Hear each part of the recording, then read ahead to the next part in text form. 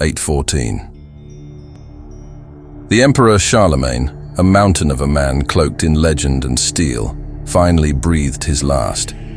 His shadow, long and bloody, stretched across the land, chilling Saxon hearts for a generation. But with his passing, the chill dissipated, replaced by a creeping warmth. A scent of opportunity carried on the North Sea wind. The Saxons, long subjugated, saw their chance. Whispers turned to roars, pleas for aid echoing across the icy expanse. Denmark, a land forged in frost and fire, heard their call. Here were warriors hardened by the same brutal winds, their hearts burning with the memory of Charlemagne's cruelty.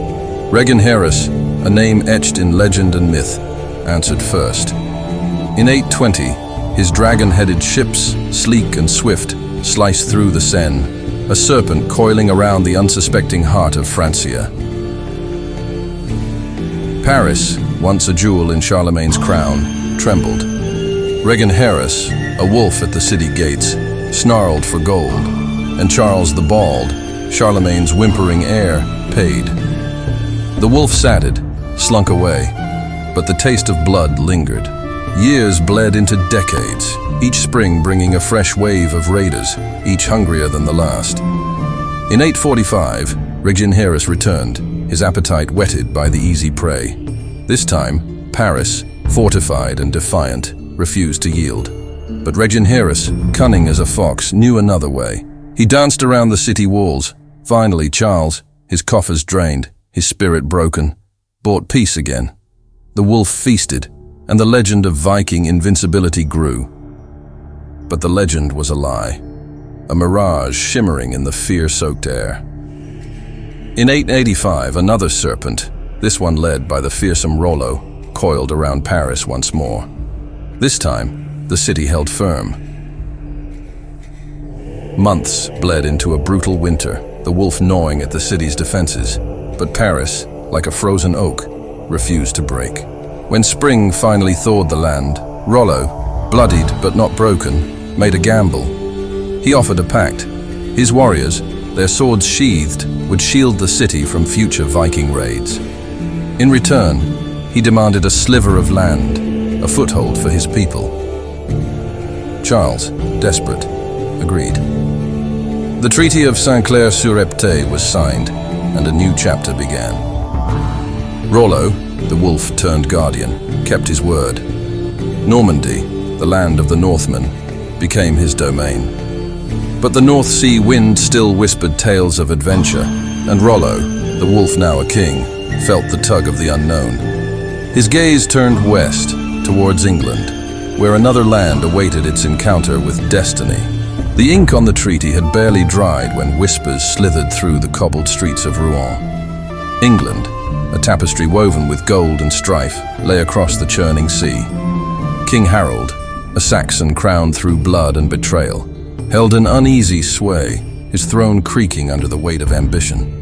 Rollo, king of the Northmen, felt the pull. Memories of his youth, of raids and plunder, flickered in his calloused mind. Was he a wolf-turned-sheepdog, forever tethered to a land yearning for peace? Or could he be both, protector and predator, carving his own legend across the waves? He gathered his council, men hardened by salt and steel. Some, veterans of countless raids, roared for conquest. Others, their hands bloodied with Viking fury, cautioned against stirring the hornet's nest. Rollo listened, his weathered face unreadable. He knew the dangers. Whispers of a rival claimant, Harald Hardrada, echoed from across the North Sea.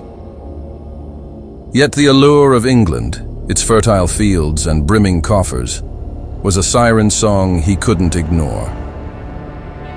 Finally, Rollo spoke, his voice a low rumble that echoed in the smoke-filled hall. "We are Northmen," he declared, his gaze piercing the gathering dusk. "Our blood sings with the song of conquest. We will not sit idle while destiny beckons." A guttural cheer erupted, shaking the rafters, but Rollo held up a hand, silencing the clamor. "We go not as raiders," he continued, his voice grave, "but as conquerors.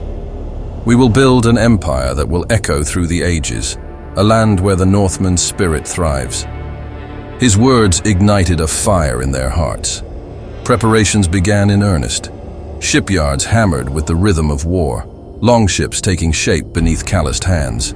Swords were sharpened, shields polished, armor mended. The wolf of Normandy was preparing to howl once more, but this time his song would be of conquest, not defense. Across the channel, King Harold felt the tremor of distant thunder. Spies whispered of Rollo's ambitions, of the gathering storm across the sea. Harold, a warrior king himself, knew the Northman's ferocity. He braced his realm, rallied his thanes, and steeled his own resolve. He would not yield his crown without a fight, a clash that would shake the very foundations of England.